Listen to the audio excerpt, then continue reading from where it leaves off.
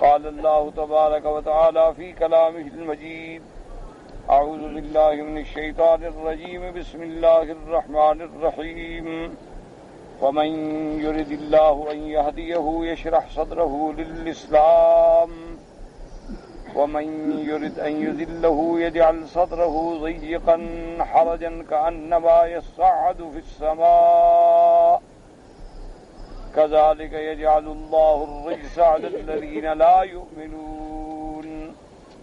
قال المؤلف والمفسر رحمه الله تعالى أدام النفع بعلومه وعلومكم في الدارين آمين إلى أن قال وقوله تبارك وتعالى ومن يرد أن يذله يجعل صدره ضيقا حرجا قرئ بفتح الزال وتسكين الياء والأكثرون ضيقا بتشديد الياء وكسرها وهما لغتان كهين وهين وقرأ بعضهم حرجا بفتح الهاء وكسر الراء قيل بمعنى آثم قاله السدي وقيل بمعنى القراءة الأخرى حرجا بفتح الهاء والراء وهو الذي لا يتصل لشيء من الهدى ولا يخلص إليه شيء ما ينفعه من الإيمان ولا ينفض فيه. اب مفسر رحمت اللہ علیہ قرآن کی اس آیت کی تفسیر بیان فرما رہے ہیں کہ اللہ نے دو چیزوں کا ذکر فرمایا کہ فَمَن يُرِدِ اللَّهُ أَن يَهْدِيَهُ اللہ جس کو ہدایت دینا چاہتے ہیں اس کا سینہ اسلام کے لیے کھول دیتے ہیں. یشرح صدرہ للاسلام سینہ کھول دینے کا معنی الحمدللہ آپ نے پڑھ لیا ہے کہ اللہ دل میں ایک نور ڈال دیتے ہیں. النور یقذف فی القلب ایک نور دل میں ڈال دیا جاتا ہے. اس نور کی وجہ سے اس کو اسلام کی حقانیت صداقت دیانت عدل سب نظر آ جاتا ہے. اور اس کی نشانیاں جب حضور پاک سے پوچھی گئیں صلی اللہ علیہ وسلم کی یا رسول اللہ چونکہ یہ دل کا معاملہ ہے کسی کو نظر تو آتا نہیں تو ہمیں کیسے پتا چلے گا کہ اس کا شرح صدر فی الاسلام ہے یا شرح صدر فی الاسلام نہیں ہے. تو حضور صلی اللہ علیہ وسلم نے اس کی تین نشانیاں بیان فرما دیں کہ الانابۃ الی دار الخلود والتجافی عن دار الغرور والاستعداد للموت قبل الموت کہ اس بندے کا رجحان جو ہے وہ آخرت کی طرف دھیان جو ہے وہ آخرت کی طرف ہو جاتا ہے. اس دنیا کے دھندوں سے اپنے آپ کو بعید سمجھتا ہے یعنی چاہے دنیا میں ہے کاروبار میں ہے لیکن دنیا میں دل نہیں لگتا. دل اس کا آخرت کے کاموں میں لگتا ہے اور موت کے آنے سے پہلے موت کے لیے تیاری کرتا ہے کہ میں نے مرنا ہے. تو اگر اعمال صالحہ ہی ہوں گے تو کام آئیں گے. تیاری کرنے کا معنی یہ ہے کہ اپنے معاملات نمٹا رہا ہے اپنے حقوق ادا کر رہا ہے اپنے قرضے ادا کر رہا ہے وصیت لکھ کے تیار رکھ رہا ہے ورثاء کے حقوق کا لحاظ کر رہا ہے بیوی بچے سب کے حق ادا کر رہا ہے اپنے جیران احباب دوست سب کے حقوق کا خیال رکھ رہا ہے کہ بھی میں نے کل مرنا ہے تو مرنے سے پہلے تیار ہو رہا ہے. یہ علامت ہے کہ اللہ نے اس کے سینے کو کھول دیا. اور اس آیت میں فرماتے ہیں وَمَن يُرِدْ أَن يُضِلَّهُ اور جس کو اللہ گمراہ کرنا چاہیں تو اس کے دل میں ایک تنگی پیدا کر دیتے ہیں ضَيِّقًا حَرَجًا یا تو ضَيِّقًا حَرَجًا یعنی تنگی بھی اور گناہ اس کے دلوں میں جم جاتا ہے. گناہ کی لذت جو ہے جم جاتی ہے. اور یہ ہے حرجن مانا ایسا تنگ ہو جاتا ہے کہ اس میں کوئی چیز داخل ہی نہیں ہو سکتی یعنی کسی چیز کو ایسا سیل کر دو بند کر دو کہ اندر کی چیز باہر نہیں آ سکتی باہر کی چیز اندر نہیں جا سکتی. تو بعض علماء نے حرجن پڑھا اور بعض علماء نے حرجن پڑھا. اور اسی کے ساتھ یہ بات بھی اپنے ذہنوں میں رکھ لیں کہ اللہ تبارک و تعالیٰ یہ عام لوگوں کے دماغ میں خلل ہوتا ہے کہ دیکھو جی اللہ جس کو چاہیں ہدایت دیں جس کو چاہیں گمراہ کریں تو پھر ہمارے ذمہ تو کچھ نہیں. تو ہدایت اور گمراہی اسی کے ہاتھ میں من یہد اللہ فلا مضل لہ جس کو ہدایت دیں گمراہ کوئی نہیں کر سکتا جس کو گمراہ کریں ہدایت کوئی نہیں دے سکتا. تو پھر ہمارے ذمہ کیا ہے؟ اگر ہمارے ذمہ ہدایت لکھی اس کی مہربانی گمراہی لکھی تو ہم کیا کریں؟ اسی لیے عام طور پر لوگوں کے دماغ میں یہ ایک خلجان ہوتا ہے، جیسے کہ آپ کسی کو گناہ میں، اللہ معاف کرے، آپ نے دیکھا کوئی بندہ قتل میں پکڑا گیا، ڈاکے میں پکڑا گیا، زنا میں پکڑا گیا، آپ نے کہا یار یہ تم نے کیا کیا؟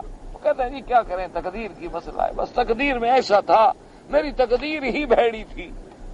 یہ عام ہمارے ہاں محاورہ ہے، آدمی کہہ رہے اور جی بس میری تو تقدیر ہی بھیڑی تھی۔ تقدیر بھیڑی کا بنا تو نعوذ باللہ کافر ہو گیا بندہ۔ تقدیر بنانے والا تو اللہ ہے، اللہ نے بھیڑی بنائی۔ تو مسئلے کو سمجھیں، ہر بندہ ایمان بھی اپنے اختیار سے استعمال کرتا ہے اور کفر بھی اپنے اختیار سے استعمال کرتا ہے۔ اللہ نے تمہارے لیے آنکھیں دی، عقل دیا، دماغ دیا، اذان ہو رہی ہے، سن رہے ہو، مسجد آ رہے ہو تو اپنے ارادے اور منشے سے آ رہے ہو، اور اگر تم نے اذان بھی سنی، نماز بھی سنی، منہ پھیر کے جل رہے ہو تو اپنے منشے سے جا رہے ہو، یہ نہیں کہ اللہ پاک نے تمہیں پھیر کے ادھر بھیج دیا ہے۔ اگر اللہ زبردستی ہمیں پھیر دیں تو پھر سزا دینے کا کیا مطلب ہوا؟ پھر تو سزا ہی نہ دیں، انہوں نے تو خود ہمیں نماز نہیں پڑھنے دی۔ اب اس بات کو سمجھیں تو معنی یہ ہوتا ہے کہ یہ سارے فیصلے جو ہیں ہدایت کے، گمراہی کے، اچھا اس کے بعد یہ ہے کہ ہم چل رہے ہیں ہدایت کی طرف، تو اس کو بھی ہم یہ نہ سمجھیں کہ یہ ہمارا منشا ہے، حالانکہ ہے تو ہمارا منشا، لیکن ہمارا منشا بھی اس کے منشے کے تابع ہے۔ یہ نہیں کہ اس نے ہمیں زبردستی ہدایت دی اور زبردستی ہم سے کفر کرایا ہے، بلکہ ہمارا یہ جو اختیار ہے مسجد کی طرف چلنا، چل تو ہم اپنی مرضی سے رہے ہیں، لیکن یہ مرضی اور یہ چلنے کی طاقت دینے والا کون ہے؟ اللہ ہے۔ تو اس لیے آخری بات یہ کہی جاتی ہے بھئی سب کچھ تو اللہ کے ہاتھ میں ہے، ورنہ کرتا ہر آدمی اپنے ہاتھ سے ہے۔ یہ تو نہیں کہ اللہ کسی کو مجبور کرتے ہیں کہ تم زنا کرو، اللہ کسی کو مجبور کرتے ہیں کہ تم قتل کرو، وہ کہے جی ہاں تقدیر میں ایسے تھا۔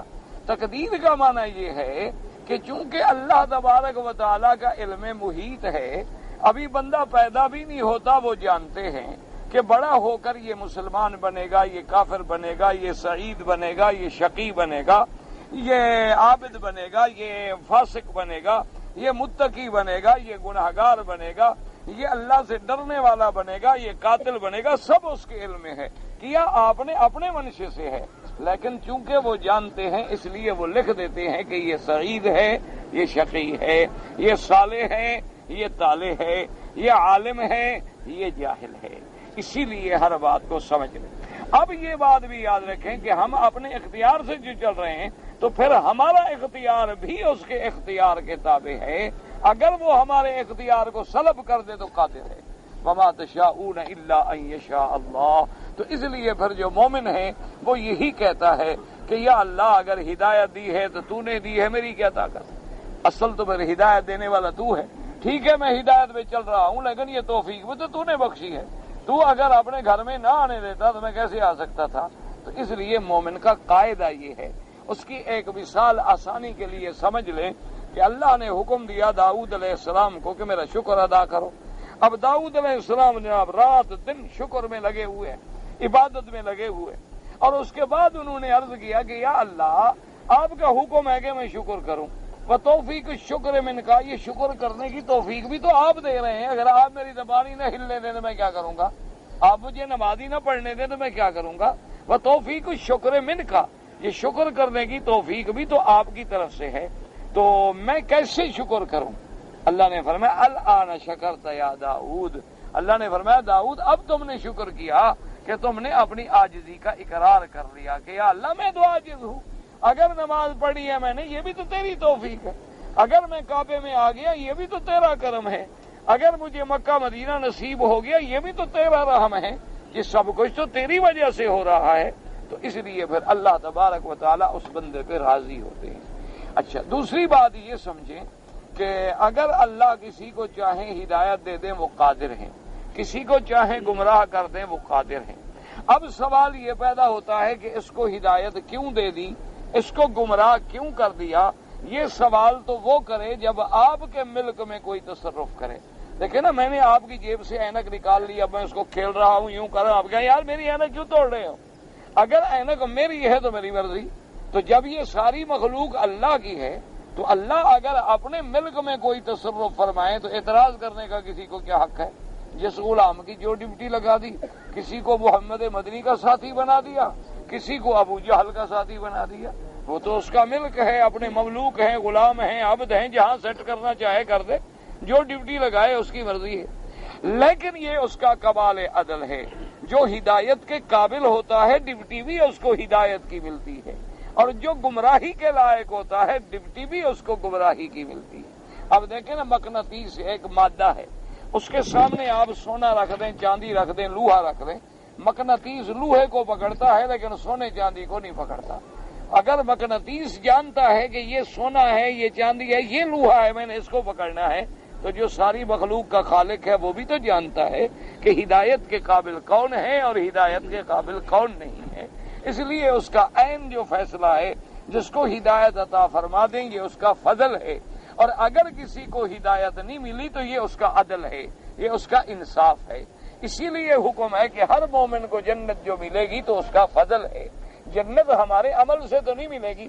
اگر اللہ عدل کرے کہ بھی اس کے عمل پورے ہیں تو جنت دے، تو پھر تو ہم کوئی بھی پورا نہیں ہو سکتا۔ کوئی آدمی ایسا نہیں جو اللہ کی صحیح عبادت کر چکا ہو۔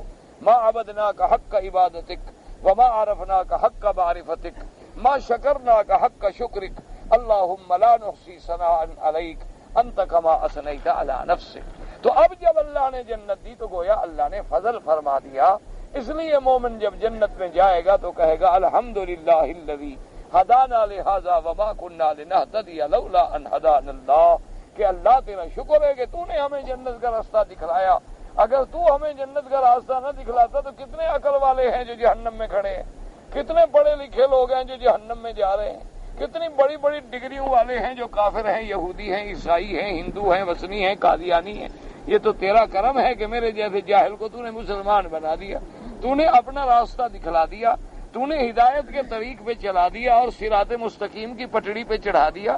یہ تو تیرا شکر ہے، ورنہ کتنے عالم ہیں، کتنے پڑھے لکھے لوگ ہیں، کتنے بڑے بڑے اسکالر ہیں، کتنے بڑے بڑے پی ایچ ڈی کرنے والے لوگ ہیں، گمراہ ہو گئے۔ انہوں نے مرزا قادیانی کو نبی مان لیا، کسی نے احمد علی جاہ کو نبی مان لیا، کوئی پرویزی بن گیا، کوئی چکڑالوی بن گیا، کوئی معتزلہ بن گیا، کوئی خوارج بن گیا، کوئی روافض میں چلا گیا، کوئی جناب اللہ معاف فرمائے 6 امامی بن گیا، کوئی 12 امامی بن گیا، پٹڑیوں سے ہٹ گئے۔ جو آدمی اگر ہدایت پہ ہے تو یہ بھی اس کا کرم ہے۔ اب اس کا اللہ نے فیصلہ فرما دیا کہ وَمَن يُرِدْ أَن يُضِلَّهُ يَجْعَلْهُ ضَيِّقًا حَرَجًا۔ اللہ فرماتے ہیں، اب مفسر فرماتا ہے کہ مَن يُرِدْ أَن يُضِلَّهُ يَجْعَلْ صَدْرَهُ ضَيِّقًا، کہتا ہے اس میں 2 قرات ہے، ضیقن یعنی یہ کی تسکین کے ساتھ یا تشدید کے ساتھ ضیقن، یہ دونوں لغتیں پڑھنا جائز ہے۔ یعنی اگر کوئی ضیقن پڑھے تو جائز ہے، اور ضیقن پڑھے جیسے حین پڑھے یا حین پڑھے۔ اسی طرح ہاراجن یا ہارجن دونوں کی راتیں جائز ہیں۔ ہاراجن کا کیا معنی؟ لا یتسع لشیء من الہدی، ہدایت کے لیے اس میں کوئی گنجائش ہی نہیں۔ لا یخلص الیہ شیء ما ینفعہ من الایمان، اور جو چیز نفع دینے والی ایمان کا وہ اس کے لیے جاتا ہی نہیں۔ ولا ینفذ فیہ، وہ خیر کی کوئی کلمہ اس کے اندر داخل ہی نہیں ہو سکتا، اس کو بند کر دیا گیا۔ وفي سال عمر بن الخطاب رضي الله تعالى عنه رجل من الأعراب من أهل البادية من مدرج الحرجة فقال الشجرة تكون بين الأشجار لا تصل إليها راعية ولا واشية ولا شيء، فقال عمر رضي الله تعالى عنه كذلك قلب المنافقين لا يصل إليه شيء من الخير۔ حضرت عمر بن الخطاب رضی اللہ تعالیٰ عنہ نے، ایک آدمی بدو آیا، جنگل میں رہنے والا، پہاڑوں میں رہنے والا عربی آیا بادیہ سے، مدلج قبیلے کا تھا، بنی مدلج سے۔ آپ نے فرمایا کہ اچھا مجھے تم یہ بتاؤ کہ ہرجا کس کو کہتے ہیں، ہرجا کس چیز کا نام ہے؟ اس نے کہا امیر المومنین ہی الشجرۃ تکون بین الاشجار، ہرجا ہم اس درخت کو کہتے ہیں جو چند درختوں کے اندر ہوتی ہے۔ وہ ایسا درخت محفوظ ہوتا ہے کہ کوئی بکری، کوئی چرنے والا جانور اس کے قریب نہیں جا سکتا، نہ کوئی وحشی جانور اس کے پاس پہنچ سکتا ہے، کہ ہر طرف سے درختوں نے گھیرا ہوا ہے اور وہ درخت جو ہے ان درختوں کے اندر ہیں۔ فقال عمر رضی اللہ تعالی عنہ، حضرت عمر نے فرمایا کہ اے میرے بھائی تو پھر سمجھ لو کذالک قلب المنافقین، اسی طرح ان کافروں کا منافقوں کا دل ہے کہ اس کے اندر بھی کوئی خیر کی کوئی بھلائی کی چیز داخل بھی نہیں ہو سکتی۔ آپ جتنا قرآن سنائیں، آپ جتنا حدیث مصطفیٰ سنائیں، آپ جتنا دین اسلام کی باتیں کریں، اس کے دماغ میں بھی نہیں آتی، اس کے دل میں بھی نہیں جاتی، وہ سمجھنے کے لیے تیار ہی نہیں ہے۔ وقال الاوفی ان ابن عباس رضی اللہ تعالی عنہ یجعل اللہ علیہ الاسلام ضیقا والاسلام واسع وذلك حين يقول وما جعل عليكم في الدين من حرج اي ما جعل عليكم في الاسلام من ضيق۔ حضرت ابن عباس فرماتے ہیں کہ اللہ اس کے لیے اسلامی احکام جو ہے ایسے تنگ کر دیتے ہیں کہ وہ عمل کرنا مشکل سمجھتا ہے کہ بھئی میں تو اس پہ چل ہی نہیں سکتا، لہذا میں اسلام نہیں لیا تھا۔ اس کے لیے اسلام مشکل ہو جاتا ہے۔ جی کون نماز پڑھے، کون روزہ رکھے، کون حلال کھائے، کون حرام سے بچے، کون زکوٰۃ ادا کرے؟ یار یہ اسلام تو بڑی پابندیوں کا نام ہے، ہر بات پہ پابندی، ہر بات پہ پابندی، شکل رکھو تو ایسی رکھو، کپڑا پہنو تو ایسا پہنو، کھانا کھاؤ تو ایسا کھاؤ، اور بیٹھ کے کھاؤ، کھڑے ہو کے نہ کھاؤ، ہاتھ سے کھاؤ، چمچ سے نہ کھاؤ، حلال کھاؤ اور حرام نہ کھاؤ، تجارت کرو اور سود نہ لو۔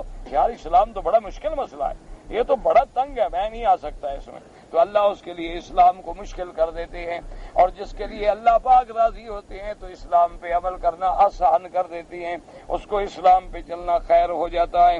اس لیے حضرت ابن عباس رضی اللہ تعالیٰ عنہ فرماتے ہیں حالانکہ دیکھو اسلام میں کتنی وسعت ہے۔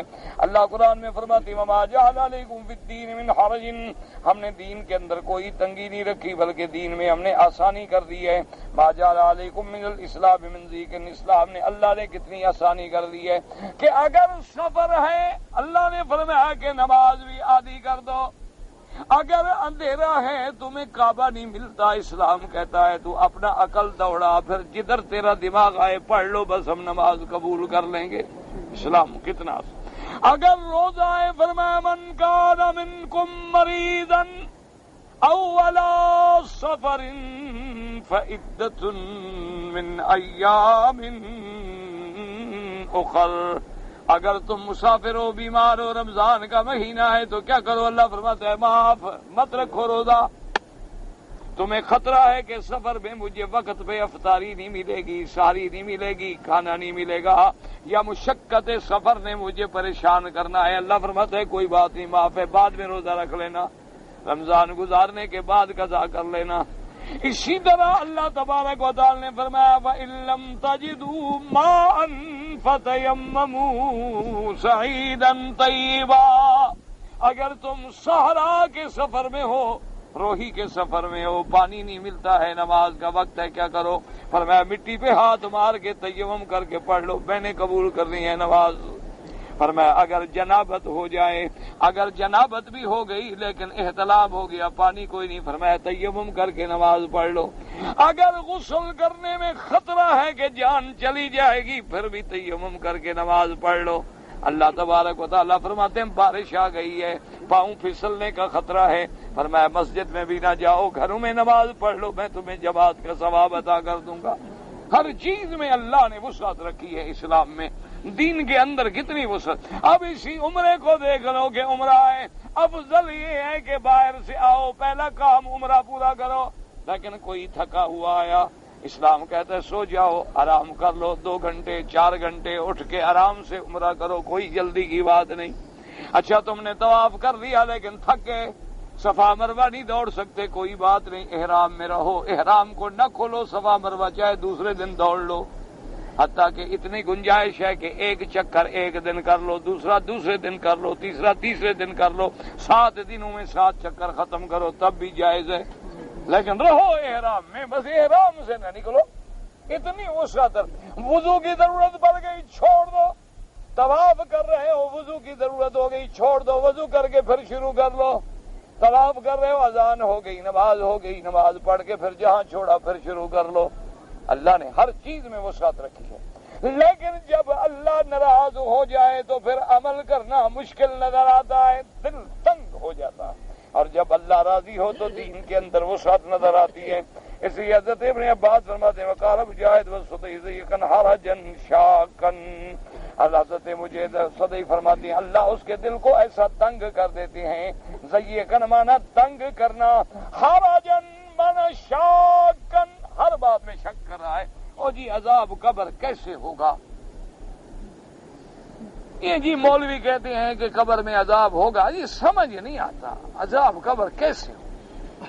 دیکھو نا جی قبر ہے بند ہو گئی، کوئی سوراخ بھی نہیں، فرشتے کدھر سے داخل ہوں گے؟ اور پھر جناب کیسے عذاب ہوگا؟ اچھا جی میت ہم نے رکھ دی ہے کولڈ سٹوریج میں، برف خانے میں رکھ دی ہے، 6 مہینے رکھی رہی، 6 مہینے کے بعد دیکھا اسی طرح پڑی ہے، کوئی عذاب شذاب نہیں، کوئی ضرب نہیں، کوئی بچھو نہیں، کوئی سانپ نہیں، کچھ بھی نہیں۔ مولوی کہتے ہیں جی ادھر سانپ ہوتے ہیں، بچھو ہوتے ہیں، عذاب ہوتا ہے، کدھر گئے وہ؟ شک شروع ہو گیا دل میں، سمجھ نہیں آتا۔ اچھا جی مسلمانوں کے علماء کہتے ہیں کہ اللہ جب راضی ہوتا ہے اور مومن قبر میں سوال جواب میں کامیاب ہو جاتا ہے تو اس کی قبر کو اللہ 70 ہاتھ کھول دیتے ہیں۔ کہتے ہیں دیکھو جی عجیب لوگ ہیں مولوی صاحبان بھی، 70 ہاتھ قبر کھل جائے تو یہ قبرستان رہے گا بھلا؟ اور جناب مولویوں کو تو دماغ خراب ہے، ادھر عورت دفن ہے، ادھر مرد دفن ہے، 70 گز جو میری قبر کھلے وہ تو میرے قبر میں آ گئی ہے، میں اس کی قبر میں چلا گیا۔ کہتے ہیں دیکھو جی یہ تو دماغ خراب ہے، یہ بڑا عقل میں آنے والی بات ہے بھلا، کیسے عذاب ہوتا ہے؟ نتیجہ کیا نکلتا ہے کہ عذاب قبر کا انکار کا، کہ بس جناب یہ ڈھکوسلا ہے، کوئی عذاب قبر شبر کچھ نہیں، نہ کوئی مردہ سنتا ہے، نہ کوئی قبر میں عذاب ہوتا ہے، مر گیا روح اوپر چلی گئی یا نیچے چلی گئی، جب اٹھیں گے پھر دیکھا جائے گا، ابھی کچھ بھی نہیں۔ اور جس کے اندر ایمان ہے وہ کہتا ہے نہ بھائی اللہ نے تو قرآن میں باقاعدہ مثال بیان کر دی ہے، اللہ نے تو قرآن میں باقاعدہ مثال بیان کر دی ہے کہ ایک آدمی خواب دیکھ رہا ہے، سویا ہوا ہے، انی رأیت 11 کوكبا والشمس والقمر رأیتهم لی ساجدین۔ بچپن میں حضرت یوسف خواب دیکھ رہے ہیں کہ 11 ستارے، سورج، چاند سب جھک کے مجھے سجدہ کر رہے ہیں، خواب۔ اب کہاں چاند کہاں تارے، کیسے جھکے، کیسے سجدہ کیا؟ خواب ہے نا، لیکن خواب سچا نکلا کہ نہیں؟ کیونکہ نبی کا خواب کبھی غلط نہیں ہو سکتا۔ اسی طرح اللہ فرماتا ہے کہ دیکھو 2 بندے میاں بیوی ہیں، ایک پلنگ پہ لیٹے ہوئے ہیں اکٹھے، ایک بندہ خواب دیکھ رہا ہے کہ مجھے کوئی ڈنڈے مار رہا ہے، وہ چیخ کے اٹھ بیٹھتا ہے، ساتھ والی بیوی کو بھی پتہ نہیں کہ اس کو ڈنڈے پڑ رہے ہیں، تو اس کو بھی پتہ نہیں۔ فرمایا اگر میں تمہاری زندگی میں 2 سونے والا، ایک خواب دیکھ رہا ہے کہ جی میں کعبے میں طواف کر رہا ہوں، دوسرا خواب دیکھ رہا ہے مجھ کو پکڑ کے جہنم میں ڈال رہے ہیں، تو اگر خواب میں یہ تکلیفیں میں دے سکتا ہوں تو قبر میں نہیں دے سکتا۔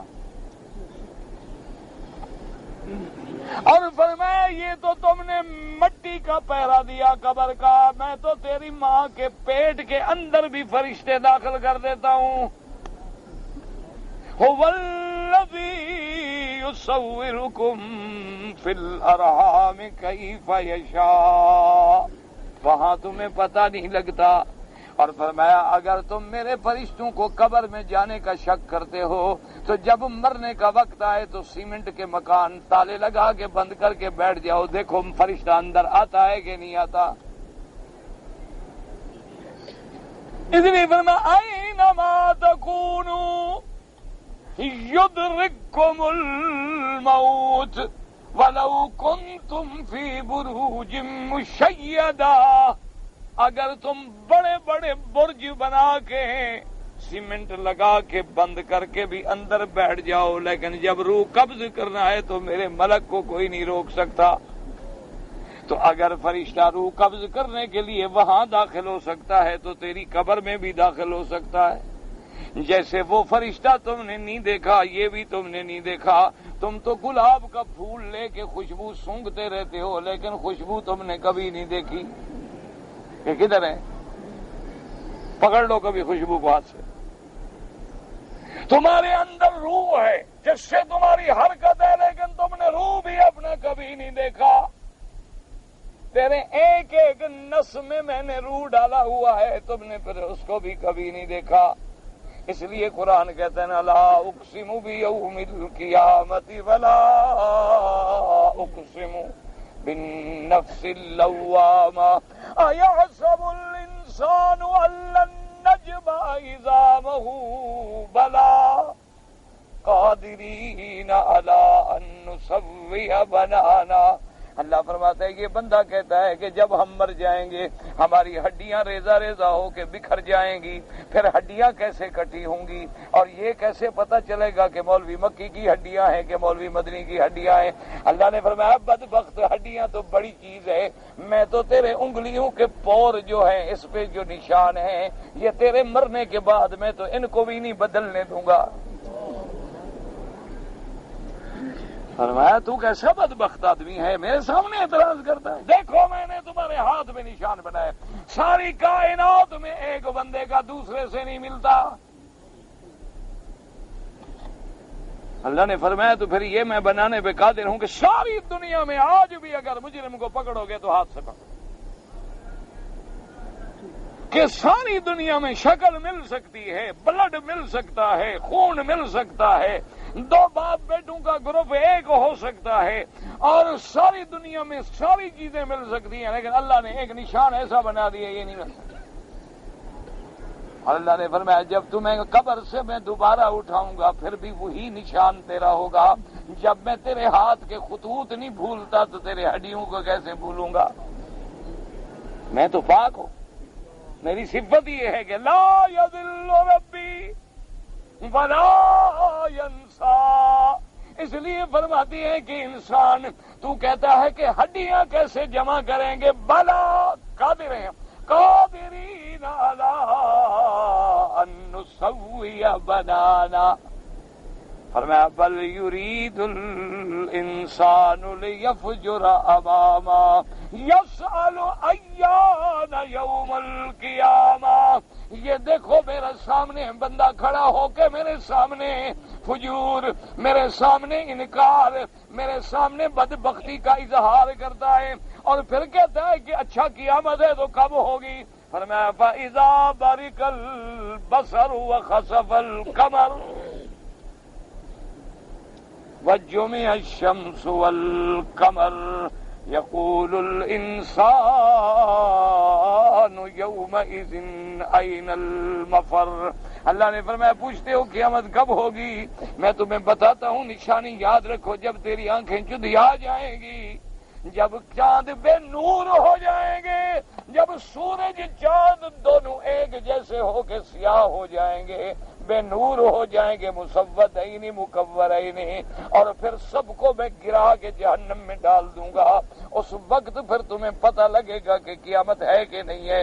پھر تو بھاگتا ہوگا اور کہتا ہوگا ہے کدھر جاؤں. اللہ فرمائیں گے کلا لا بذرا، اب کوئی پناہ نہیں مل سکتی. الی ربک یومئذ المستقر. اس لیے اللہ دل تنگ کر دے تو بات سمجھ نہیں آتی، اور اللہ اگر دل کھول دے تو بات سمجھ آ جاتی ہے.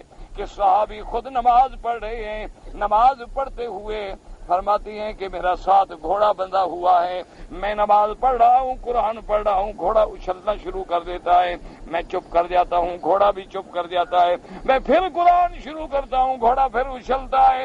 اسی طرح میں کبھی چپ کر جاتا، کبھی پڑھتا، کبھی چپ کر جاتا، کبھی پڑھتا. میں نے اپنی نماز پوری کی اور حضور کو عرض کیا. حضور نے فرمایا جب تو قرآن پڑھ رہا تھا تو اللہ کے فرشتے اتر رہے تھے، گھوڑا دیکھ کے ان کو ڈر رہا تھا. جب اللہ ایمان وسیع کر دیتا ہے تو پھر فرشتے بھی سامنے آ جاتے ہیں، پھر فرشتوں سے بندہ باتیں کرتا ہے. بی بی مریم نے فرشتے سے باتیں کی ہیں کہ نہیں؟ اللہ جو راضی ہو گیا. اللہ اکبر. جب اللہ راضی ہو جاتا ہے تو پھر فرشتے مہمان بنوا کے گھر میں بھیج دیتا ہے کہ آؤ جی جاؤ مہمان بنو. جب اللہ راضی ہو جاتا ہے تو فرشتے ڈیوٹی پہ لگ جاتے ہیں. اللہ راضی ہو جاتا ہے تو فرشتے تیری حفاظت پہ مقرر ہو جاتے ہیں. اللہ فرماتے ہیں تو میری قدرت، تو وجہ کیا ہے کہ بس دل تنگ ہو گیا، دماغ اسلام کی بات سمجھ ہی نہیں آتی. اور جب آسان ہو جائے تو سب سمجھ آ جاتی ہے کہ اگر پروردگار عالم ہمیں ایک نطفہ منی سے رحم مادر میں پیدا کر کے 9 مہینے تک ماں کے پیٹ میں رکھ سکتے ہیں تو قبر میں بھی تو رکھ سکتے ہیں۔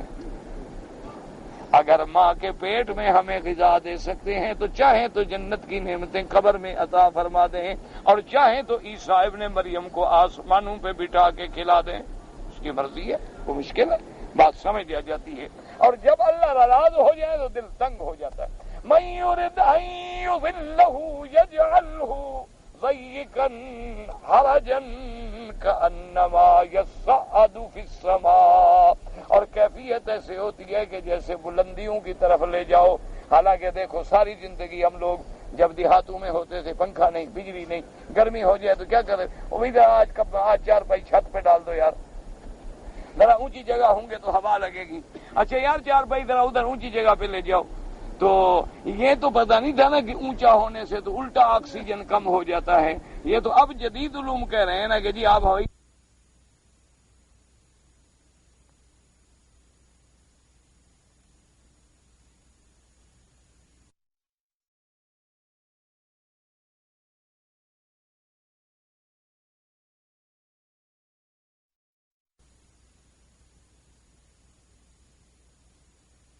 کم ہو جاتا ہے۔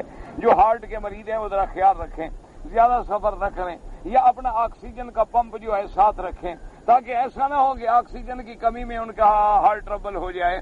تو قرآن نے 1400 سال پہلے کہہ دیا کہ ایسے دل تنگ ہوتا ہے جیسے تجھے آسمانوں کی طرف چڑھایا جائے، اس لیے فرماتے ہیں کہ انما یصعد فی السماء۔ اب اس کے بعد حضرت عطاء الخراسانی فرماتے ہیں وقال عطاء الخراسانی ضيقا حرجا، کیا معنی؟ اے لیس للخیر فیہ منفذ، خیر داخل نہیں ہو سکتی، کوئی رستہ نہیں ہے۔ وقال ابن المبارک عن ابن جریج ضيقا حرجا بلا الہ الا اللہ حتى لا يستطيع أن تدخل قلبه كأنما يصعد في السماء من شدة ذلك عليه۔ حضرت عبداللہ ابن المبارک فرماتے ہیں کہ دل تنگ ہونے کا کیا معنی کہ توحید سمجھ نہیں آتی، لا الہ الا اللہ سمجھ نہیں آتا، کبھی علی کو پکارتا ہے، کبھی نبیوں کو پکارتا ہے، کبھی ولیوں کو پکارتا ہے، توحید کا مسئلہ سمجھ نہیں آتا، دل تنگ ہو گیا، دل حرج ہو گیا کہ لا الہ الا اللہ جو ہے وہ سمجھ ہی نہیں آتا، دل میں دماغ میں آتا ہی نہیں کہ میں کیسے اس سب کو چھوڑ دوں، پیر فقیر سارے چھوڑ کے صرف اسی سے مانگوں، یہ مسئلہ ہے بڑا ٹیڑھا۔ اسی لیے کافر بھی کہتے تھے نا اجعل الآلہۃ الہا واحدا ان ھذا لشیء عجاب۔ وہ کہتے محمد مدنی پاک صلی اللہ علیہ وسلم، آپ کہتے ہیں لات کو بھی چھوڑو، عزا کو بھی چھوڑو، حبل چھوڑو، مناد چھوڑو، نائلہ چھوڑو، حساب چھوڑو، بدن سواء یغوسن یعوقن نصرہ سب کو چھوڑو، صرف ایک الہ کو مانو، یہ سارے کام صرف ایک الہ کرتا ہے۔ بڑی عجیب بات ہے۔ وہ کہتے جی ہمیں سمجھ نہیں آتا مسئلہ کہ ہم ان سب کو چھوڑ دیں، واسطے وسیلے یہ سیڑھیاں درمیان میں سب توڑ دیں، صرف ایک خدا سے مانیں، یہ بات دماغ میں نہیں آتی۔ ایک خدا بھلا اتنے سارے کام کیسے کر دیتا ہے؟ ایک خدا ہے، ساری مخلوق ہے، کوئی پیدا ہو رہا ہے، کوئی مر رہا ہے، کوئی دکھ میں ہے، کوئی سکھ میں ہے، کوئی بیمار ہے، کوئی صحت میں، سب کے کام یہ تو ہم نے تقسیم کیے ہوئے ہیں نا، کوئی لات کرتا ہے، کوئی حبل کرتا ہے، کوئی منات کرتا ہے، اس لیے وہ بھی کہتی ہے۔ اس لیے حضرت عبداللہ مبارک فرماتے ہیں کہ دل تنگ ہونے کا معنی کیا ہے کہ توحید داخل نہیں ہوتی، سمجھ نہیں آتی، کہ دل تنگ ہو جاتا ہے بلا الہ الا اللہ۔ وقال سعید بن جبیر یجعل صدره ضيقا حرجا لا يجد فيه مسلكا الا صعدا۔ وہ فرماتی ہیں کہ تنگ ہونے کا کیا مطلب ہے کہ کوئی رستہ نہیں بچتا کہ اوپر جائے بات، ہر چیز بند ہے۔ وقال صدیق انما يصعد في السماء من ذيك صدره، اور دل ایسے تنگ ہو جاتا ہے جیسے کسی بندے کو چڑھنا پڑے اوپر، سیڑھیاں چڑھتا جاؤ چڑھتے جاؤ چڑھتے جاؤ، جوں جوں اوپر جائے گا اب سانس تنگ ہونا شروع ہو جائے گا۔ تو اس لیے اس کو بھی دین کا مسئلہ سمجھاؤ تو سانس چڑھ جاتا ہے اس بیچارے کا۔ اور شرک کی بات کرو کہتے سبحان اللہ ماشاءاللہ مولوی پہنچا ہوا ہے جی، طریقت بھی جانتا ہے تو شریعت بھی جانتا ہے۔ ہاں یہ دو گلا جانا. اے عام مولوی جو ہیں یہ طریقت والے ہیں، شریعت والے ہیں، طریقت کا ان کو پتہ ہی نہیں، ظاہر والے ہیں، باطن کا تو پتہ ہی نہیں، یہ اوپر والے ہیں، اندر کا تو ان کو پتہ ہی نہیں. یہ ہیں ہمارے مولوی جو اندر بھی جانتے ہیں. جب وہ باتیں کرو کہتے ہیں سبحان اللہ، یہ ہے مولوی پہنچا ہوا، ماشاء اللہ ماشاء اللہ سبحان. اور جو کہے توحید کہتے ہیں جی یہ تو چٹی ہو ظاہر گل لینا یا کنا بدیا کا نستین وہی ہوئی نا، اندر کی بات تو نہیں ہے نا. اندر کی بات جو ہے وہ کہتے ہیں بابا یہ راز ہیں، راز یہ کہتے ہیں چھپے ہوئے راز ہیں، یہ اللہ والے جانتے ہیں، تمہیں پتہ شتا کوئی نہیں. بس ان رازوں کو کھولا نہ کرو. یہ جو اللہ والے ہیں نا بس سب کو جن کے ہاتھ میں ہے بابا سمجھو یہ راز ہے، چھپی ہوئی بات ہے، تمہیں سمجھ نہیں آ رہی. انا للہ ایسے لوگوں کو گمراہ کرتے. خواب دیکھا ہے ایک بزرگ نے وصیت نامے چھپواؤ، اتنے نہیں چھپواؤ گے تو بیماری آ جائے گی تمہارے گھر میں. اچھا اب وہ بیچارہ نہ چھپائے، کسی نہ کسی نے تو بیمار ہوتا ہے، وہ کہتے دیکھا میں نے نہیں چھپایا تو بیمار ہو گیا. نہ تو تمہاری بیماریاں کافروں کو لگتی ہیں، نہ ہندو کو لگتی ہیں، نہ یہودیوں کو لگتی ہیں، نہ عیسائیوں کو لگتی ہیں.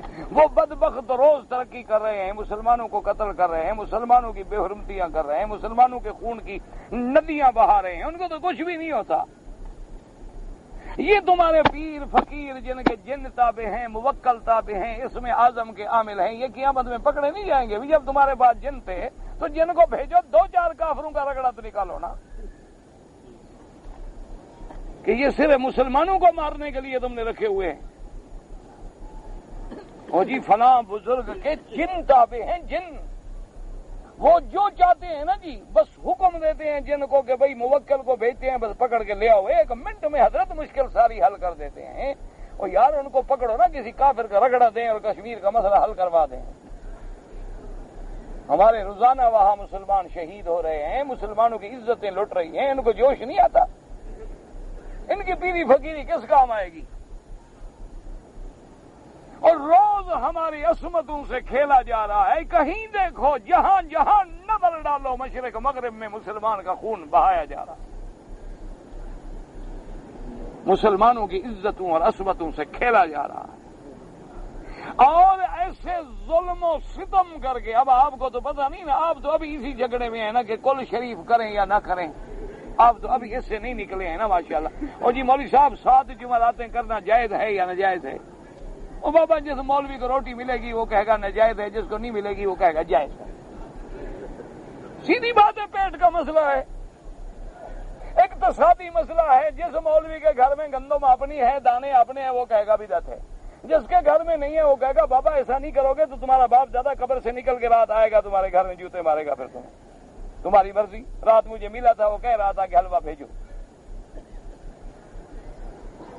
یہ تو پیٹ کا مسئلہ ہے، اس کا دین سے کوئی تعلق نہیں. اب آپ حیران ہوں گے کہ کسوا میں کیا ہوا ہے، سربوں نے کیا کیا ہے. یعنی وہاں ہزاروں کی تعداد میں ایسے چھوٹے چھوٹے بچے ہیں، 2 سال 3 سال 4 سال 2 سال 3 سال 4 سال کے، ہزاروں کی تعداد میں جن کے ماں باپ جنگ میں مار دیے گئے. چھوٹے یتیم بچے ہیں، کہا جائے ان کو کون لے گئے ہیں؟ کافر لے گئے ہیں. وہ پالیں گے، جب جوان ہوں گے وہ کافر ہوں گے. یعنی ایک طرف وہ احسان بھی کر رہے ہیں کہ دیکھو جی یہ بچے مر جاتے ہیں، اگر ہم نہ لے جائیں تو کیا کریں، مسلمان تو کوئی لینے نہیں آیا، ہم ان کو لے کر جا رہے ہیں انسانی ہمدردی کی بنا پر. تو جب وہ یہودی گھرانے میں 2 سال کا بچہ جوان ہوگا تو یہودی ہوگا، نصرانی کے گھر میں جوان ہوگا تو نصرانی ہوگا، ہندو کے گھر میں جوان ہوگا تو ہندو ہوگا. کبھی تمہارے مولویوں کو جوش آئے کہ اکٹھے ہو کے مہربانی کر کے ایک ایک بچہ تو لے آئیں؟ کبھی تمہارے پیروں کو غیرت آئی ہے کہ گھر میں ہم نے جو لوگوں کی مریدنیاں 200 رکھی ہوئی ہیں ان کو لے آئیں، یتیموں کو پالیں تاکہ کل کو بڑے ہو کر ان کا ایمان بچ جائے. بس اندھیر ہے، دل تنگ ہے، کوئی بات سمجھ نہیں آتی. خود بندہ قبر پہ کھڑا ہے، یہ کیا ہے؟ کہتے میرے مرشد کی قبر ہے، وہی سجدہ کر رہا ہے. حضرت میں آپ کی قبر پہ آیا ہوں، مہربانی کرو خالی نہیں بھیجنا. آنکھوں سے دیکھ رہا ہے قبر میں ہے، پیر مر گیا ہے، خود قبر کے اندر ہے. اور ایمان سے کہو جس پہ موت آئے وہ بھی مشکل کشا ہوتا ہے. انا للہ و انا الیہ راجعون. جو خود مر جائے. اچھا کتنے لوگ پاگل ہیں. ایک طرف کھڑا ہوتا ہے ماشاءاللہ مولوی کس سے سناتا ہے کربلا میں ظلم ہوا, پانی بند ہوا, حضور پاک کی اولاد شہید ہو گئی پیاسے, 72 شہید ہو گیا, حسین تڑپتا رہا, سر سانگوں پہ چڑھ کے قرآن پڑھتا رہا, وہاں علی نہیں پہنچا. تمہیں کشتی جتوانے کے لیے علی پہنچ جاتا ہے نہ, وہاں اپنے بچوں کے لیے تو نہیں پہنچا. او جی وہ تو تقدیر کا مسئلہ تھا نا, حضرت علی تقدیر پہ راضی تھے تو تم بھی تقدیر پہ راضی ہو جاؤ. کوئی کرسی 2 بندے جو لڑیں گے, ایک جیتے گا ایک ہارے گا, تم بھی راضی ہو جاؤ. نہ تکلیف دو حضرت علی کو کہ یا علی مدد. یہ مسلمان ہے؟ کون کہتا ہے مسلمان ہے؟ ایاک نعبد و ایاک نستعین کا جب انکار ہے تو مسلمان کیسے ہیں؟ مدد کس سے مانگنی ہے؟ تو جب غیر سے مدد مانگ رہا ہے تو مسلمان کیسے ہے؟ اور روز جو قرآن پڑھ رہے ہو, اللہ سے وعدے کر رہے ہو کہ تیری ہی عبادت کریں گے اور تجھ ہی سے مدد. اور میرے نبی نے کس سے مدد مانگی؟ فانصرنا. کس سے مانگی؟ بدر میں کس سے مدد مانگی؟ لم تنصرنا اليوم. میرا مولا آج اگر تو نے اپنے نبی کی مدد نہ کی تو پھر کوئی مسلمان زمین پہ نہیں بچے. کس سے مدد مانگ رہے ہیں؟ اللہ کا پیغمبر قرآن میں کہتے ہیں رب انی مغلوب فانتصر. کس سے مدد مانگ رہا ہے؟ رب انی مسنی الضر وانت ارحم الراحمین. کس سے مدد مانگ رہا ہے؟ حسبنا اللہ ونعم الوکیل. کس سے مدد مانگ رہا ہے؟ لا الہ الا انت سبحانک انی کنت من الظالمین. کس سے مدد مانگ رہا ہے؟ اور جب میرے مدنی مکہ فتح ہو گیا, اللہ نے مدد کر دی اور حضور صفا مروہ پہ کھڑے ہیں, اور جب صفا مروہ پہ چڑھے تو کیا پڑھا تھا؟ لا الہ. یاد کر لو فرمان محمد مصطفیٰ, لا الہ الا اللہ وحدہ صدق وعدہ نصر عبدہ. کہ کوئی معبود برحق نہیں مگر اللہ وحدہ, اور وعدہ سچا کیا تو نے. نصر عبدہ, اپنے بندے محمد مدنی کی مدد کی. حزم الاحزاب وحدہ, اور کافروں کے سب لشکروں کو تو نے شکست دی ہے. لا الہ الا اللہ. اور حضور پڑھتی ہے لا الہ الا اللہ حقا حقا, لا الہ الا اللہ تعبدا ورقا, لا الہ الا اللہ وحدہ لا نعبد الا ایاہ مخلصین لہ الدین ولو کرہ الکافرون. میرا مدنی کہتا ہے اللہ نے مدد کی, تم کہتے ہو علی مدد, معین الدین مدد, عبد القادر جیلانی مدد, قلندر مدد. اب تمہاری مرضی, فرمان نبی سچا ہے یا تیرا مولوی سچا ہے, یہ تمہاری مرضی. خود گھر میں جا کے فیصلے کرتے رہو, خود جا کے اپنے دل کو ٹٹولو اور سوچو کہ اللہ کا نبی کہتا ہے مدد کرنے والا کون ہے, اور خدا کہتے ہیں ان تنصر اللہ ینصرکم. اگر تم اللہ کی مدد, کیا مانا؟ اللہ والوں کے انصاف چل کے حق کی مدد کرو گے تو میں بھی تمہاری مدد کرنے والا اللہ, فتح دینے والا اللہ, کامیابی دینے والا اللہ, نفع نقصان کا مالک اللہ. تو پھر غیر مدد کیا مانا؟ یا نبی مدد, یا رسول مدد, یا رسول مدد. کانفرنسیں منائی جاتی ہیں تاکہ زیادہ سے زیادہ شرک ہو. انا للہ و انا الیہ. دعا کرو اللہ ہدایت دے. وجہ کیا ہے کہ دل تنگ ہو جاتا ہے. من یرد ان یذلہ یجعل صدرہ ضیقا حرجا کأنما یصعد فی السماء۔ اب دیکھو قرآن نے کیسے بات کی ہے کہ اگر کوئی کہے کہ جی دل کیسے تنگ ہوتا ہے، اللہ نے فرمایا تم اوپر چڑھنا شروع کرو، چڑھائی میں جتنا اوپر جاتے ہو کیسے تنگ ہوتا ہے؟ تمہیں تنگی لگتی ہے، اور جی میرا تو سانس چڑھ گیا، جی اور جی میرا دل گھٹ رہا ہے، جی میرا دل گھٹ رہا ہے۔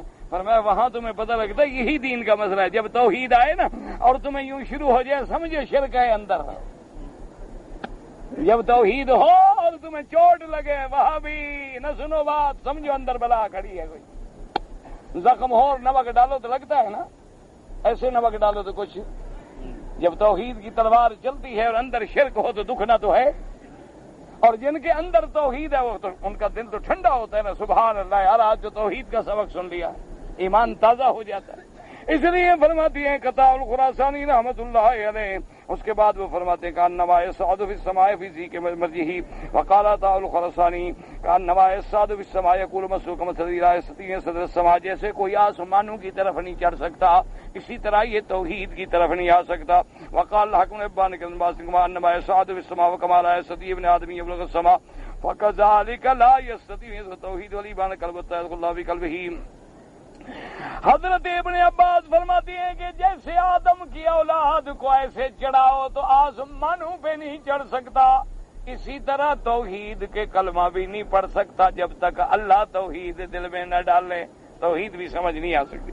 وقال الاوزاعی کانما یصعد فی السماء کیف یستطیع من جعل اللہ فی صدرہ ضیقا ان یکون مسلما۔ حضرت اوزاعی رحمت اللہ علیہ فرماتے ہیں بندے کیوں فکر کرتے ہو، اس کو توحید کیسے سمجھ آئے جس کے دل کو اللہ نے تنگ کر دیا ہے؟ جس کا دل ہی تنگ ہے توحید کیسے سمجھ آئے؟ اس کو تو بدعت کی باتیں سمجھ آتی ہیں، شرک کی باتیں سمجھ آتی ہیں، توحید کی باتیں جو ہے سمجھ نہیں آتی۔ واللہ تعالی اعلم وعلمہ اتم۔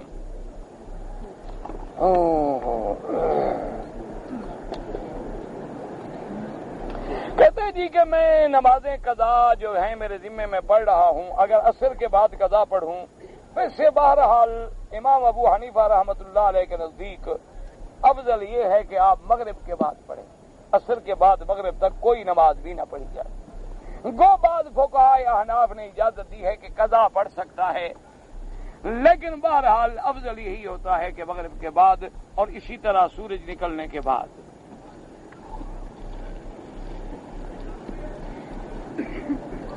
میں مکہ مکرمہ سے ریاض جاتا ہوں یا مدینہ منورہ جاتا ہوں اور ایک ہفتہ میرا سفر میں رہتا ہے تو آپ مسافر ہیں، نماز قصر پڑھیں گے، کیونکہ کسی جگہ آپ قیام تو کر نہیں رہے، یا تو کسی جگہ آپ نے رہنے کی نیت کر لی کہ میں یہاں 15 دن قیام کروں گا تو پھر آپ مقیم ہو گئے، نماز پوری پڑھیں گے۔ اگر آپ چل رہے ہیں، چاہے ہفتہ چلیں، چاہے مہینہ چلیں، چاہے سال چلیں، آپ مسافر ہیں، نماز قصر پڑھیں گے۔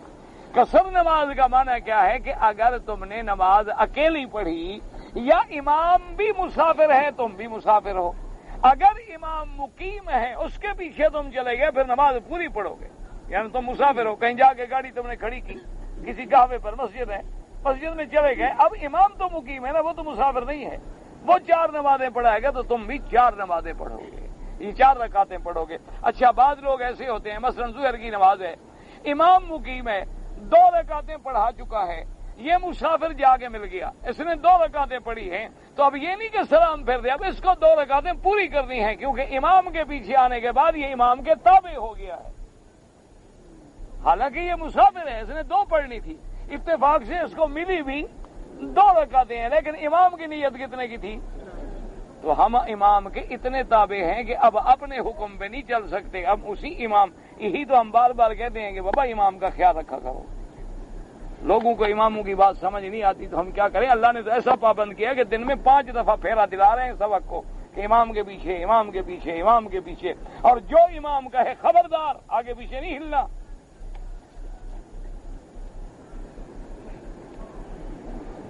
میرا بچہ بہت بیمار ہے، اللہ شفا عطا فرمائیں، اور اللہ سے دعا کریں اللہ سب کے بچوں کو شفا عطا فرمائیں، اور دعا کرو کہ صرف یہ جسمانی بیماریاں نہیں، اللہ ان کی روحانی بیماریاں بھی دور کرے، اللہ ظاہری باطنی بیماریوں سے بھی بچائے۔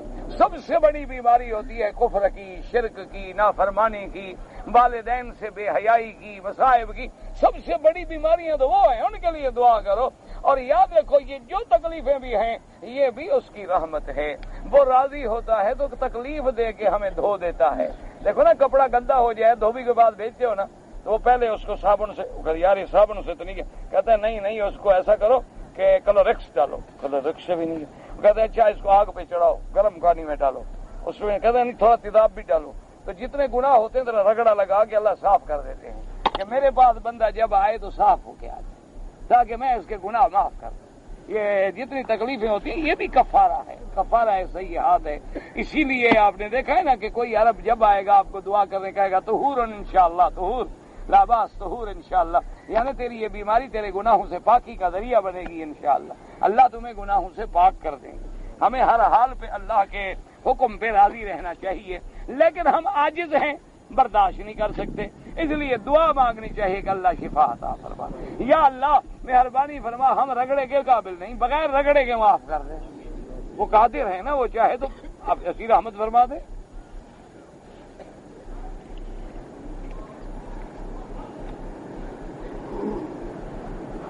میں نے اپنے ماں باپ کو خواب میں دیکھا ہے اور میرے ماں باپ مر گئے ہیں تو ڈر گئے ہو تم؟ ہاں جی بڑی غلطی ہوئی نا. ماں باپ کیوں نظر آئے؟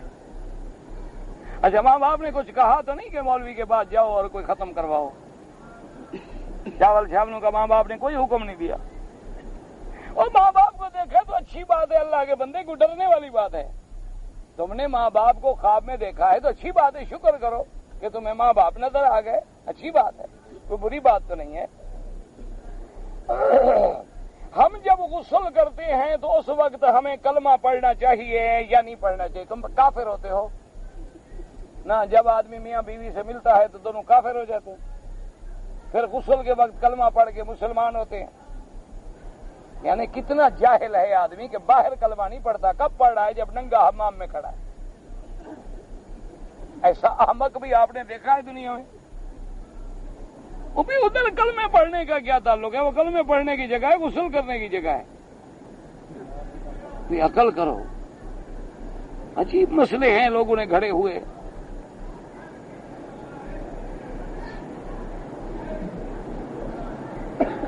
کہتے ہیں جی غسل کرنے کے بعد میں نے تولیہ بدن پہ ایسے باندھ لیا بعد میں اس سے میں نے منہ چہرہ بدن بھی صاف کیا تو کیا ہو گیا؟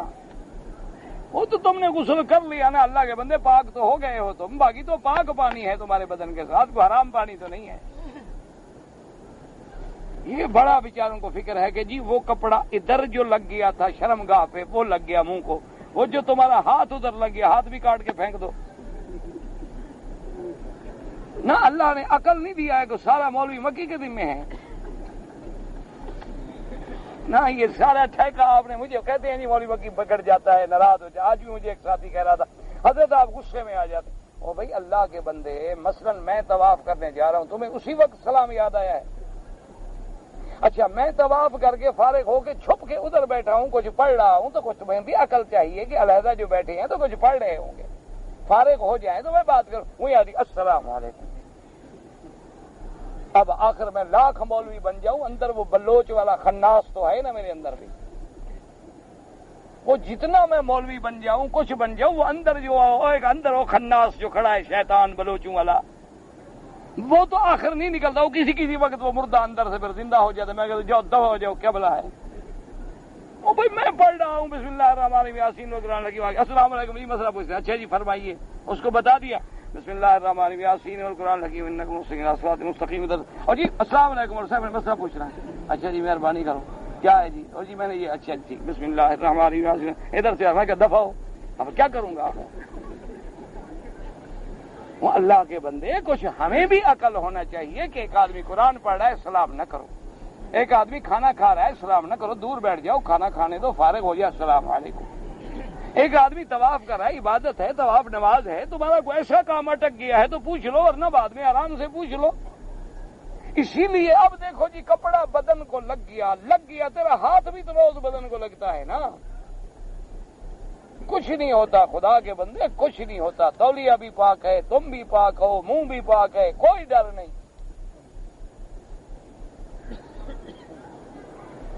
زمزم کے پانی سے پاؤں دھونا جائز ہے کہ نہیں؟ ماشاءاللہ. ہاں جی پاؤں بڑی گندی چیز ہے نا. کاٹ کے پھینک دو، کیوں خواہ ساتھ لے کے پھر رہے ہو؟ پاؤں پہ کھڑے ہو کے نماز پڑھنا جائز ہے؟ وہ اللہ کی عبادت کر رہے ہو، جیسے یہ عضو ہے وہ بھی عضو ہے، اگر یہ دھونا جائز ہے تو یہ دھونا بھی جائز کیا ہے؟ وہ بھی تیرے بدن کا حصہ ہے، ہاتھ تیرے بدن کا حصہ ہے تو پاؤں بھی تیرے بدن کا، سر تیرے بدن کا حصہ ہے تو پاؤں بھی تیرے بدن کا حصہ ہے، وہ بھی تو اللہ نے بنایا ہے، ہم نے تو نہیں بنا کے لگا دیا۔ کوئی بات نہیں، زمزم سے وضو کر سکتے۔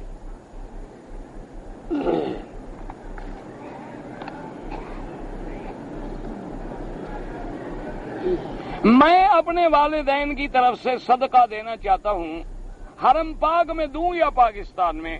حرم پاک میں 1 کا 1,00,000 ملے گا، پاکستان میں 1 کا 10 ملیں گے، اب تمہاری اپنی مرضی، جتنا ثواب کماؤ۔ جانور ذبح کرنا چاہتا ہوں، کر لو، کوئی بات نہیں، کوئی مسئلہ نہیں۔ دیکھو والدین کے لیے خیرات منع نہیں ہے، سمجھو مسئلہ، سارا سال والدین کے لیے خیرات کرو، روز والدین کے لیے خیرات کرو، روزانہ دیگیں پکا کے کھلاؤ، مسجدیں بناؤ، مدرسے بناؤ، کنویں بناؤ، نل لگاؤ، والدین کے لیے صدقات جاریہ بناؤ کہ قیامت تک تمہارے والدین کو ثواب ملے۔ ہم تو صرف یہ کہتے ہیں کہ یہ 3 دن اور 7 جمعراتیں اور 40ویں یہ جو تم نے دن گھڑ کے بدعت بنائی ہے یہ حرام ہے، خیرات تو حرام نہیں۔ ایسے لوگ عرب میں مر گئے جنہوں نے وصیت کی ہے کہ میرے لیے روزانہ 10 اونٹ ذبح کر کے خیرات کیے جائیں، آج ان کو مرے ہوئے کئی سال ہو گئے، روز ذبح ہو رہے۔ اللہ نے توفیق دی، پیسہ دیا، چھوڑ گئے، خیرات کر گئے، وصیت کر گئے۔ کتنے لوگ ہیں ماشاءاللہ رباتیں بنا گئے، مدرسے بنا گئے، مر گئے، لیکن سینکڑوں لوگ سر چھپا کے بیٹھے ہیں، روز ان کے لیے دعائیں کر رہے ہیں۔ ایسے ضرور کرو والدین کے لیے جو اولاد خیرات کرے، سبحان اللہ۔ میں نے پہلے عمرے کے بعد بھی تھوڑے بال کٹوائے تھے، وہ تو دم ادا کرو۔ دوسرا عمرہ کیا تو میں نے بال ترشوائے، اگر سارے سر کے بال ترشوائے تو ٹھیک ہو گیا، اگر ٹک لگائے تو پھر اور دم پڑ گئی۔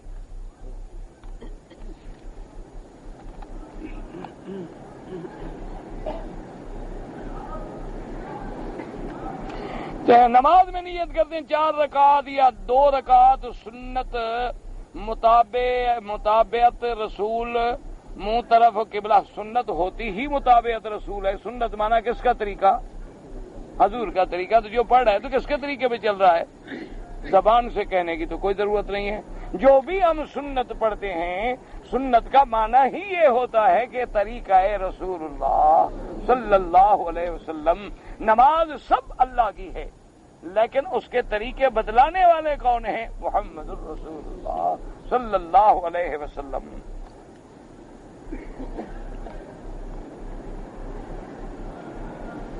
کوئی کہتا ہے جی فرشتے نماز فجر کے بعد آتا ہے اور مغرب کے بعد چلا جاتا ہے، کوئی کہتا ہے عصر کے بعد چلا جاتا ہے، تو آپ کو کبھی نہیں ملے؟